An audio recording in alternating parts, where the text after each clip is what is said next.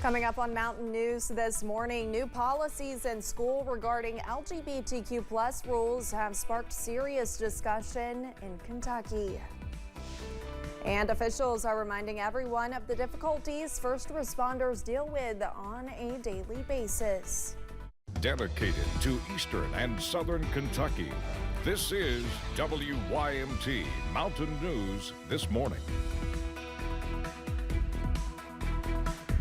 Good morning, I'm Olivia Calfee. We are coming up on 5 a.m. on Monday, July 1st. Now let's go on ahead and send it over to meteorologist Tim Drawbridge for a look at your forecast on this first day of the month.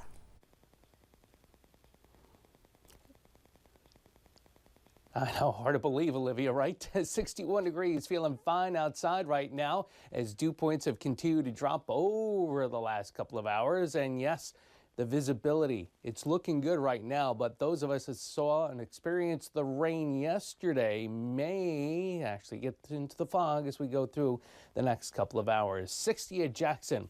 It is 62 as you make your way back toward Manchester. 64 at Jonesville, 59 at Moorhead. And dew point wise, again, the drier air continues to settle across the region.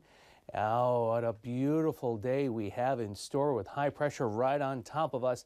That means a lot of sunshine after the opportunity for some fog this morning and a forecast high this afternoon, getting up close to 77. More about the First Alert 7-day forecast and how long we can keep this very pleasant air around. That's coming up in just a few moments. Olivia? All right, Tim, thank you. Things are moving forward for elementary students in the southern portion of Perry County. More than a year ago, the Perry County School Board made the decision to consolidate Leatherwood into Viper Elementary. Perry County Schools Chief Financial Officer Jody Mackard says the goal is to further consolidate Viper and R.W. Combs into South Perry Elementary.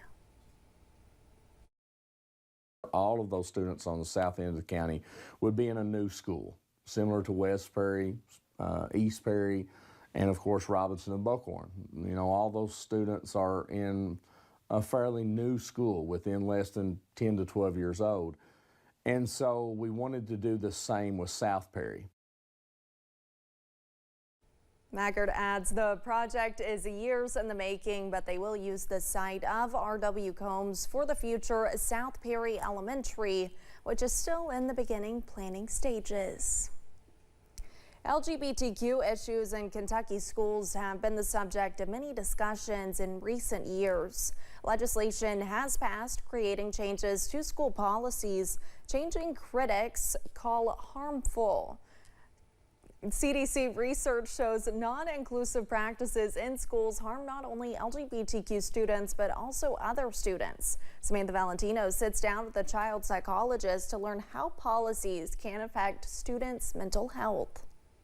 In recent years, the Kentucky legislature has passed controversial bills that some call anti-LGBTQ. Senate Bill 150, passed last year, prohibits instruction on human sexuality for grades 5 and below and includes restrictions on transgender students' access to bathrooms or locker rooms reserved for a different biological sex. So when individuals are in a group where they feel excluded because of their belief that it's different from the majority, then it's really hard for them to feel safe in their learning environment. The CDC says non-inclusive practices and policies in schools negatively impact not only LGBTQ students, but non-LGBTQ students as well. If they have a friend or a classmate who's been excluded in some way or not treated correctly, it's really hard for the students that are watching it. Even if they don't speak up, it can be incredibly uncomfortable when they see their friends or classmates being excluded.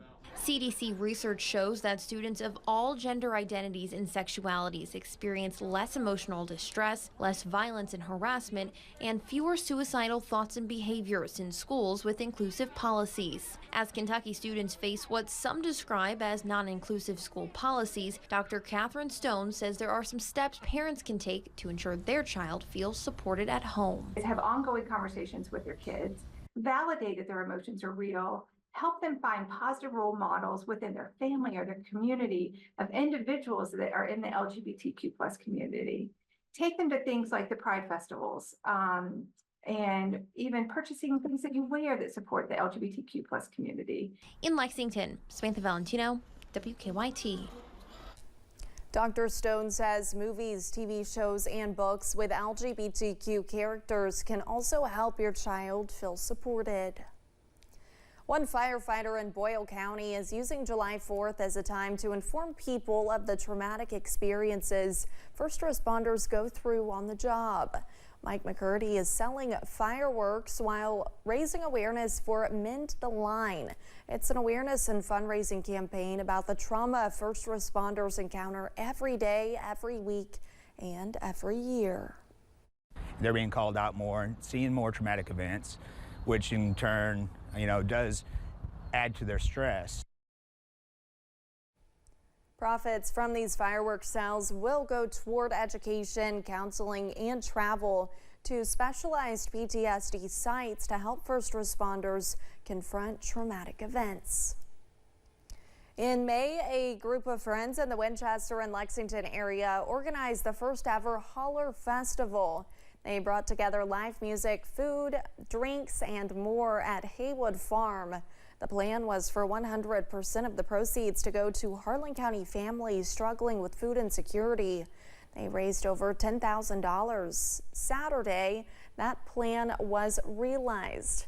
Holler Revival came together to deliver beef to 11 families. Organizer Luna Helton says she is grateful to be able to help families and offset costs in the summer months.